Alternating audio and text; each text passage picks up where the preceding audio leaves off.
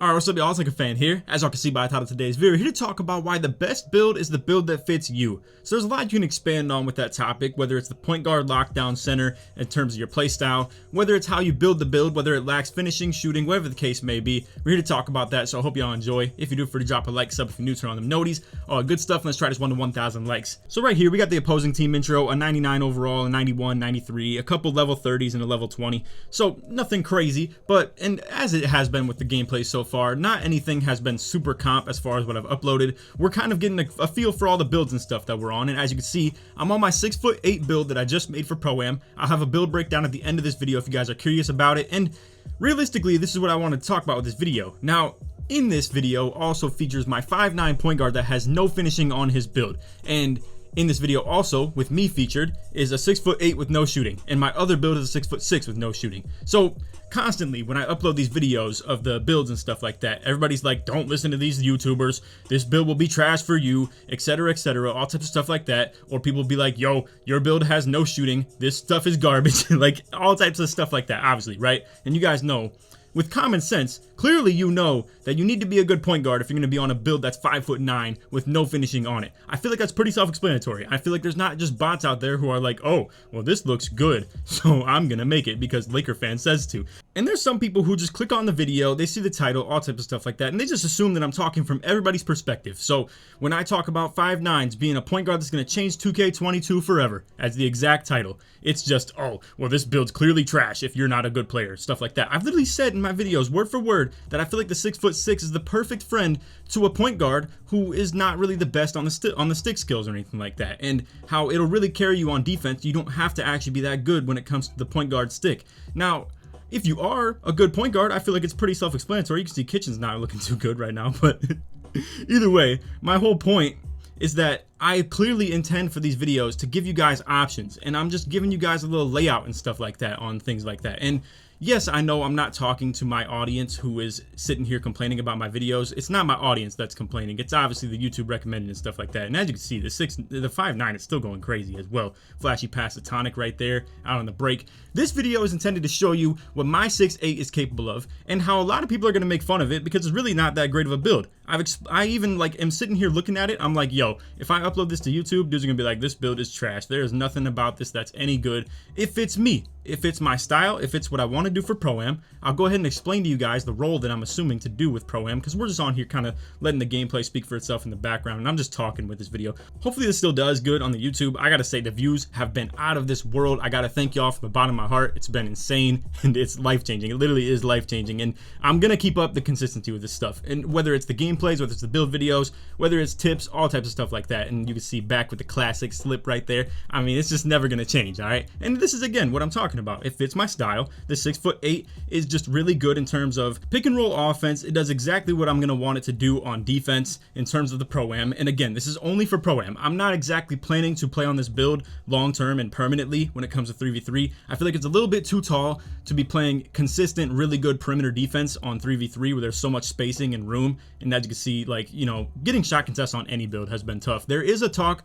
about blinders and mismatch expert both getting nerfed a little bit and unpluckable getting buffed when I'm uploading this video today. So this gameplay is from before the patch, just so we're clear on that. So I just wanted to let you guys know that. But either way, in terms of the 6'8", I feel like it's a little bit too slow to be playing perfect perimeter defense in terms of the park and stuff like that, or stage, whatever the case may be, 3v3 Pro-Am. But for Pro-Am, where you have 5 people on the court playing defense, and I'm in a condensed area, so to say, where I have so much more help defender, like how Tonic just did right there. That's a very consistent occurrence in terms of Pro-Am, where I'm gonna have a help defender coming off that corner or the wing or anything like that, and my goal and my job is to stop 3-pointers, and then I also want to still run as the pick and roller. So with all that said, this build is going to be capable of playing perimeter defense, being super versatile to where I can play sides with somebody on the pick and roll stuff too. So I can play front back, I can play sides, I can guard bigs, I can guard PGs, whatever the case may be. And it's going to be super versatile with that. A main goal in terms of defense this year for me on Pro-Am is going to be able to guard ball and actually make an impact in that regard. And then I want to also set screens on offense and be the pick and roll man. Obviously, like I said, this is a true inside big build right here. It only has silver brick wall, has gold rim protector, gold intimidator, gold clamps, menace, all types of stuff like that. Only a 77 speed, keep that in mind as well. But again, I just wanted to explain to you guys why I think this build is going to be super good for me, but I didn't want to make a build video talking about like, oh, this is the best build in the game, like blah, blah, blah, rinse and repeat, copy and paste the same topic and title for everything.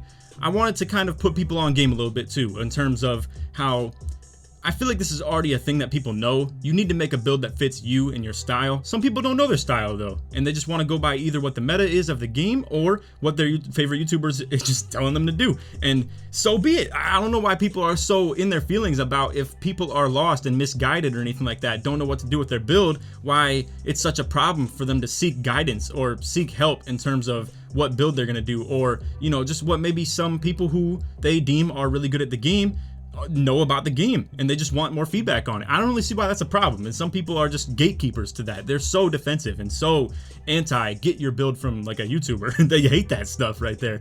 So anyway, nice gameplay right there. Hope you guys enjoyed that. We're gonna go ahead and go to the builder. I'm gonna explain every in and out and just like piece of the build of why I wanted it, how it is, and all types of stuff like that. So we're gonna switch to that real quick.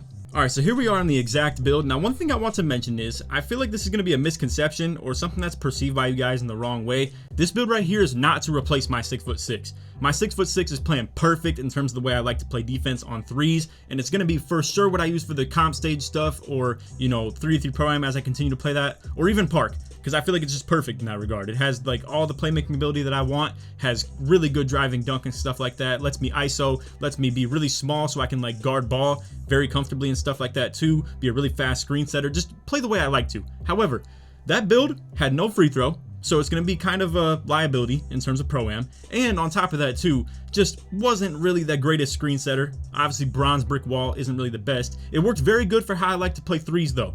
I line up at the 2, we play guard sides all the time and stuff like that, so he equals easy slips. My speed makes it really easy to do that. My passing makes it easy to dot the corners, all types of stuff like that. So just want to let you guys know, the 6'6" is not going anywhere. But with that said, we have the 6'8" right here for the Pro-Am that you're gonna see plenty of too. I want to let you guys know, the plan is that I'm gonna be doing Pro-Am every week, like one video every week. A lot of them are gonna be live comms too. For anybody who was keeping up with the 2K21 stuff, I was doing tons of Pro-Am. Like, it was a lot of Pro-Am, like toward the end. I'm talking like that was my only video type for at least 10 videos in a row or something like that. So anyway, to explain what I like about the 6'8" right here, I went a little bit down on the wingspan. I had to for the 80 ball handle. I really want that. I want to be able to help in press break and stuff like that. I want to have pro driven moves. I want to be able to move the way I want to move with the ball in my hands. And then I have 86 pass accuracy too.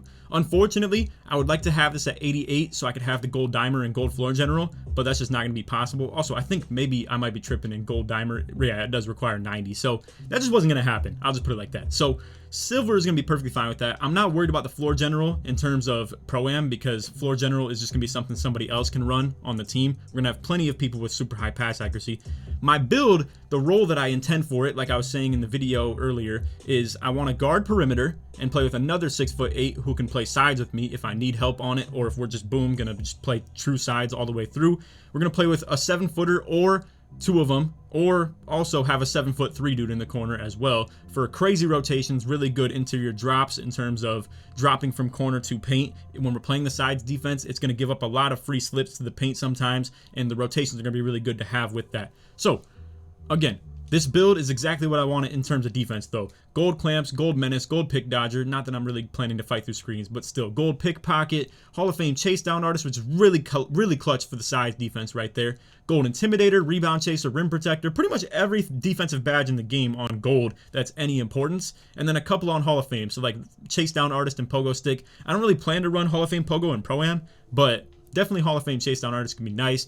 And like I said, every badge in the game, this build can pretty much get on gold. And again, this could have been a little bit better defensively if I just went max wingspan. I really want that Damian Lillard behind the back though, and all types of other stuff like the Trae Young escape package and all types of stuff. I mean, it's just super important for me to have 80 ball handle in my opinion. And somebody might ask, is it not important to have 3-pointer? Well, it's just impossible to put on your build. I'm going to take off literally everything playmaking on this real quick and show you guys in terms of what this does in terms of 3-pointer. Just like that. This build's a complete liability in terms of playmaking, just like that. And yes, that is a direct trade-off. Obviously, I could have shooting instead of playmaking, but to have 25 speed of ball, 25 ball handle, 25 pass accuracy, and all types of stuff like that. And no, I don't want to sacrifice anything on the finishing. That's just how it is, all right? And then same with defense. I want to crash offensive rebounds. I want to have good block, good steal, be versatile in terms of defense with the interior D, perimeter D.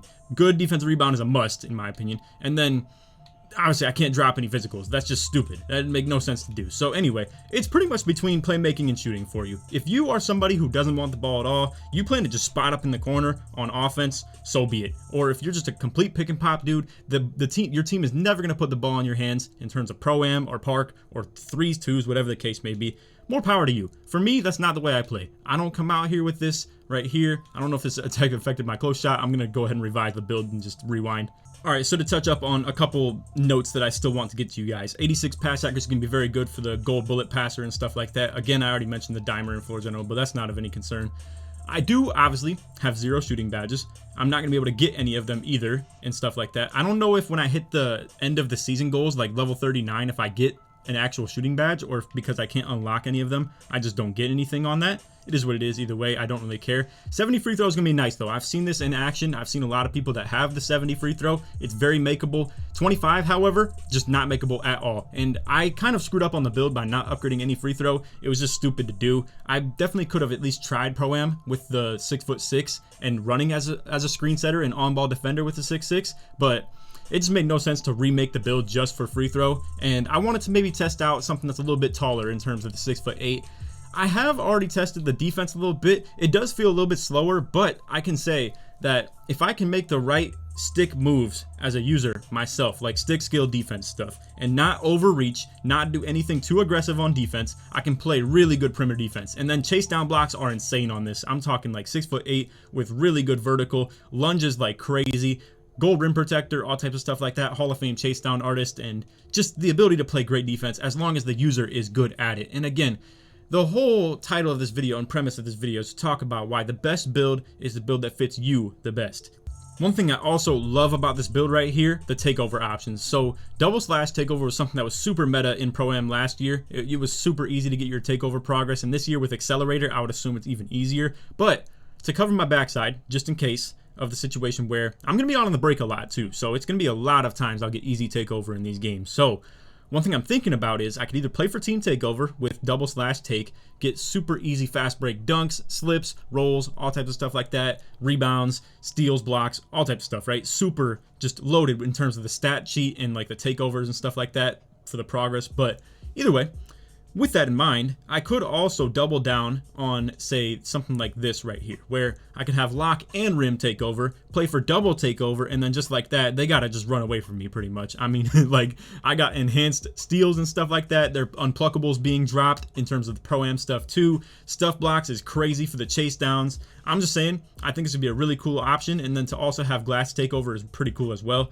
I don't know, I feel like glass is probably gonna be the last thing I ever use. I would even say in the order from left to right is pretty much the takeover viability that I would like in terms of Pro-Am. So slasher is gonna be cool because it's gonna boost my speed too, so it'll help for offense and defense.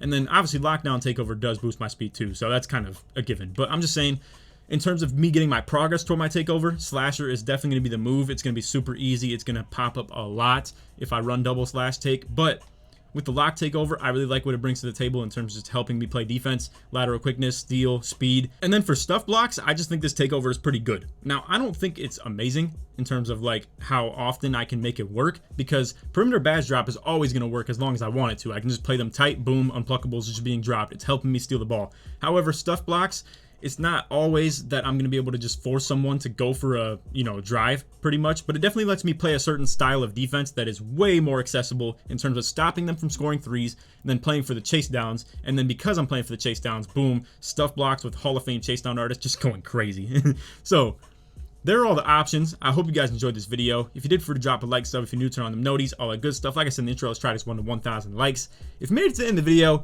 put build in the comments so it supports me all the way through. I just want to one last time talk on this subject of make whatever build fits the best for you. And if you don't know your style yet, then keep on going about these videos however you want. I understand, you see those comments probably too, and you're like, dang, I'm out here really just following in the footsteps of some YouTuber just because he's telling me to make a build. Like, am I really doing what I'm supposed to be doing right here?